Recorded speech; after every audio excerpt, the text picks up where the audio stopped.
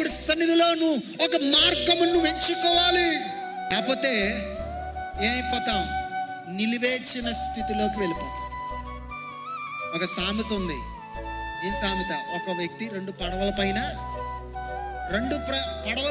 ప్రయాణించాలంటే అయిపోతాడు. ఒక కాలు ఒక పడవ పైన, ఇంకొక కాలు ఇంకో పడవ మీద పెడితే ఎక్కడ పడతాడు?